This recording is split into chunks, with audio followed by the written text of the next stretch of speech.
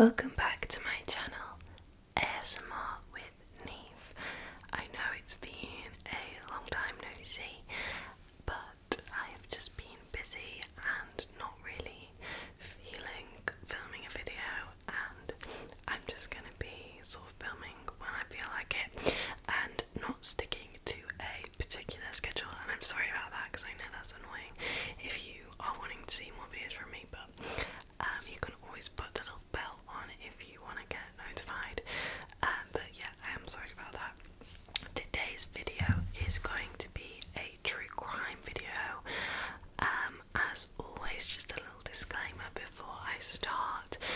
These videos are not for everyone. They do contain some graphic events and some quite sad and hard to listen to details at times. So please do click away and watch a different video if that is something that you are not interested in. So today's video is going to be about the case of Rebecca Aylward. Rebecca was born on the 28th of February in 1995 in South Wales, specifically in Bridgend, South Wales.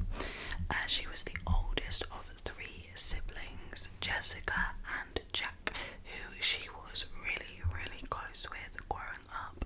She was close with her family. Her family unit was always very tight. She was known to be a very kind person who always stuck up for others and defended her friends at school. She met Joshua Davies at the age of 13 and he became her boyfriend.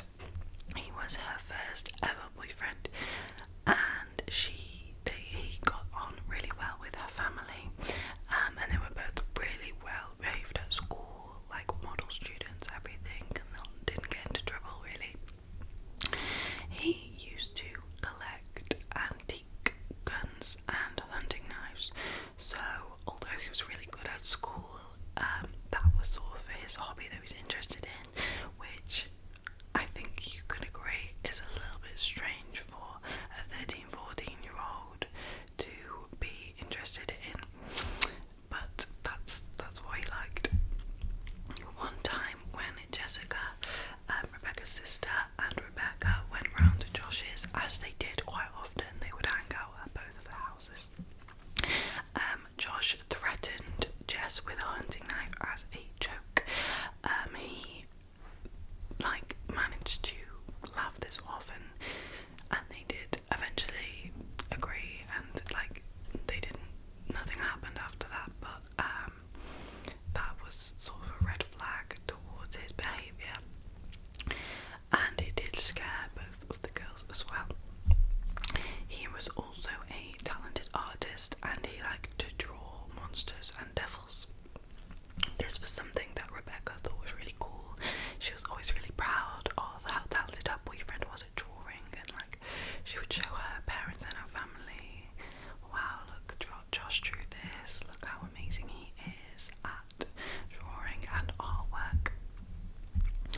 3 months into their relationship, Josh spent the weekend at Rebecca's and said to Rebecca's parents in the morning that it was the best weekend of his life. They were giggling the whole time, playing games and stuff, and her parents said that they could hear them both laughing, etc. for the weekend. A couple of hours after leaving Rebecca's house after that weekend, he actually broke up with her, and she was absolutely devastated. She didn't understand why, and she was just generally really upset, because it had been her first boyfriend and she really liked him, and she was blindsided by him breaking up with her. So after the breakup, Josh's attitude towards Rebecca turned pretty sour.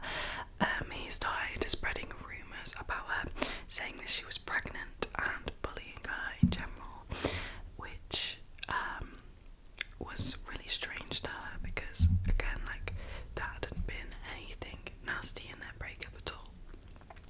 They had a mutual group of friends, so none of their friends actually believed these rumours anyway. They knew that he was just, I guess, making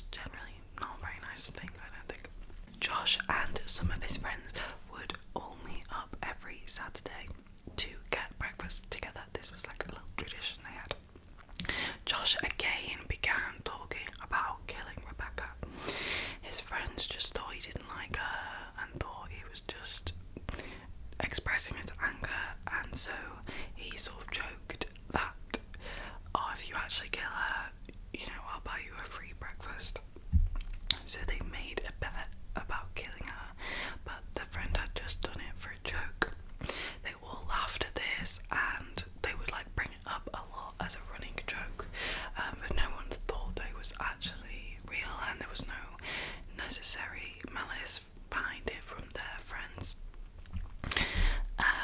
Rebecca was eventually discharged from hospital after this bet was made, and they never found out what her illness was.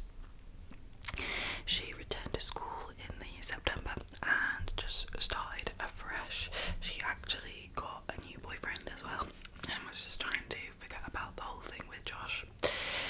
Josh really didn't like this, despite being so nasty to her previously. As soon as she had a new boyfriend, he tried to get close to her again.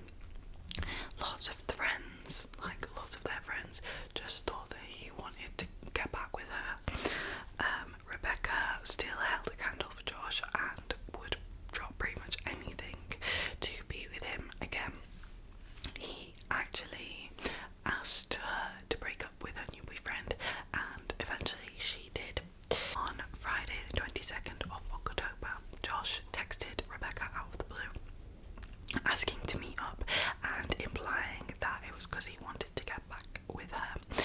Rebecca was absolutely ecstatic, and she ran downstairs and showed her mum these texts, and they noticed that he'd actually changed his profile picture on Facebook. He apparently did this before making any big decisions, which, when I was reading about this, I thought that was strange. I've never met anyone that changes their profile picture before making a big life decision, but that's what he did. And the new picture was a picture of their local woods. They didn't know why, but they just thought, always change it because he wants to get back with me, and that's what that was indicating. On Saturday the 23rd of October, she was so excited. This was the day they were meeting, and she'd actually bought a whole new outfit to wear to meet him in the afternoon.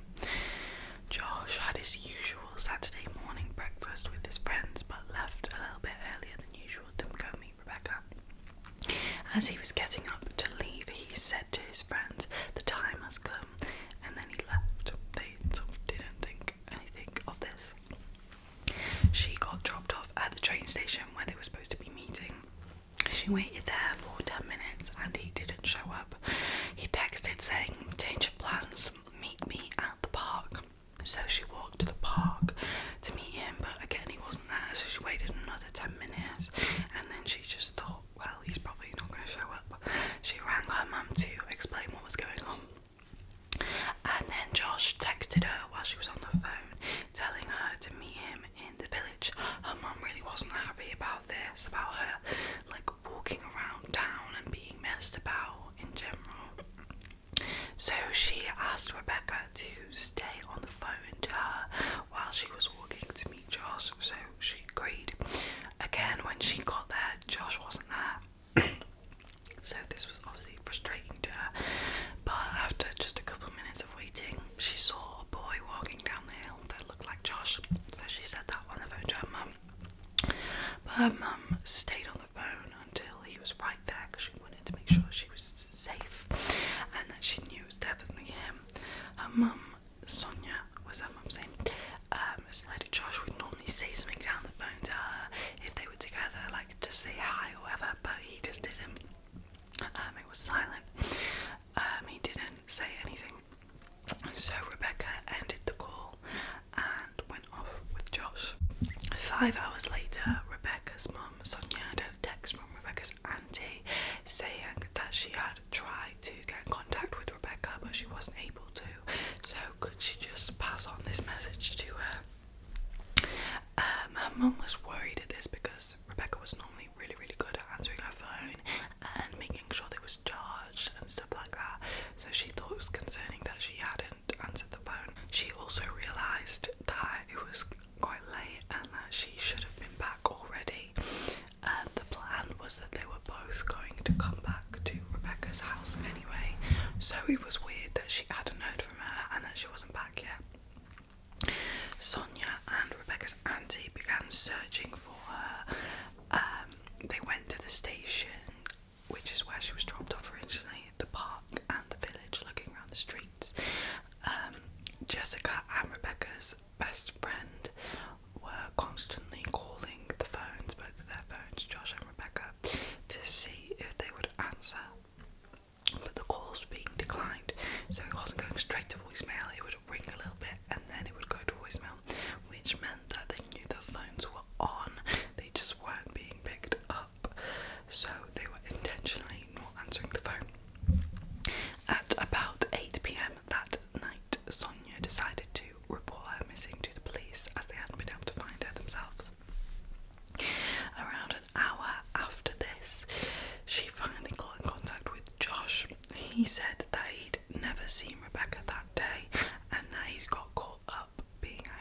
Rebecca's house.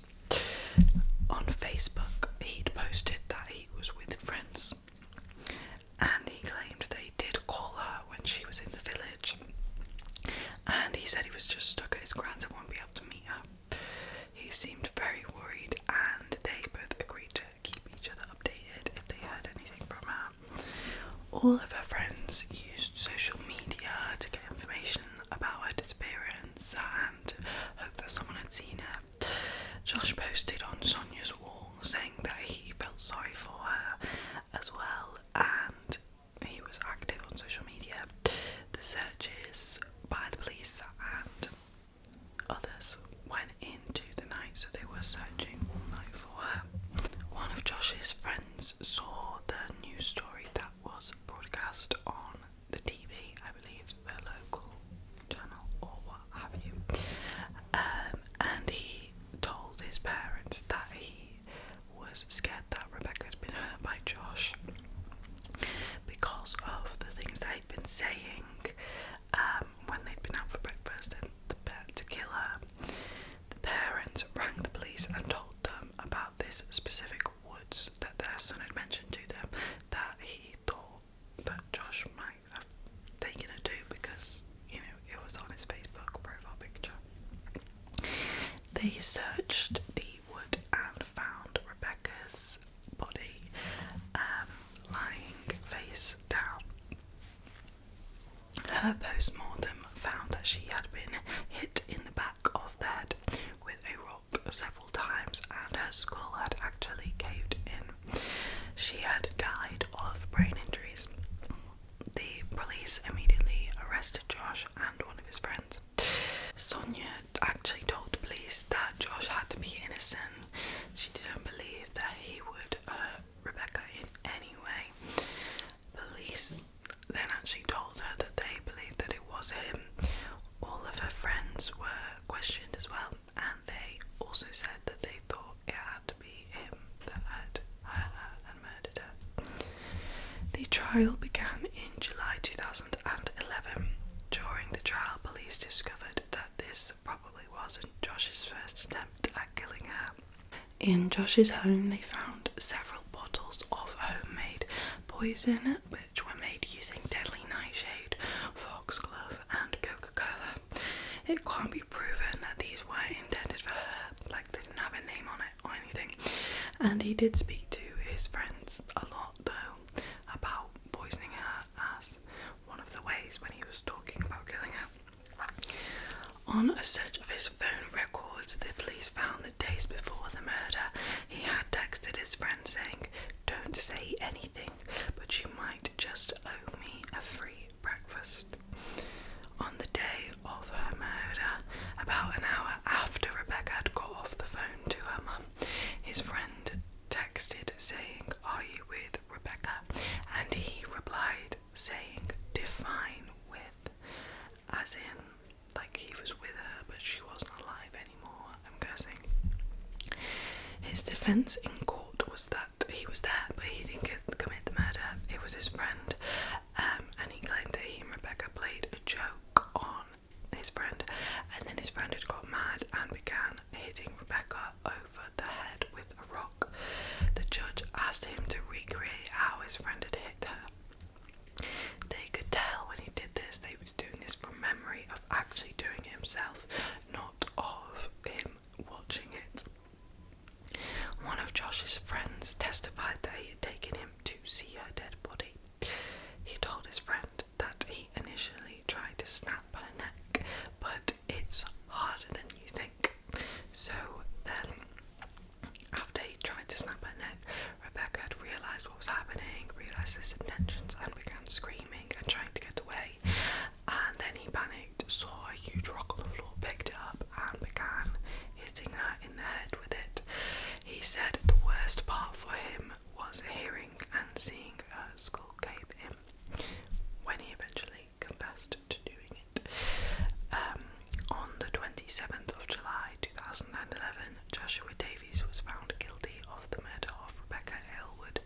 He was sentenced to life in prison with a minimum of 14 years. In 2018, at the age of 23, Joshua Davies 6-year reduction to his sentence. It was at this time that he finally confessed to killing Rebecca by beating her with a rock until she was unconscious. So this is when he actually fully confessed to everything, but he had been prosecuted because there was so much evidence. There is no evidence that his application for this reduction was ever granted, so I'm guessing that he will be there for his full sentence, but I don't think 14 years is a very long time to be in prison for murdering someone, so I don't know. Rebecca's family still to this day really fear his release. Her mother, Sonia, said, "If he is released, he will do something else. I honestly believe it. He is evil." His original sentence would mean that he would be in prison until October 2024. That's not that long away, that's only 2 years away, and this crime happened in 2010, so it's not super long ago, so I don't know, we'll see. I don't know if that's something that they would publish, though. If he was released, I'm not really sure how these things work, but yes, that is the case of the murder of Rebecca Aylward. Very, very sad. She was only 15 years old, and I find that always makes it feel a lot sadder. Obviously, all cases like this are absolutely awful and horrible, but when it is a child, like, children have this innocence to them, so it's just really, really horrible when they are taken advantage of like this and put in this horrible, horrible situation. So thank you so much for watching this video. I really hope to be posting more soon, so hopefully I will see you again really, really soon in my next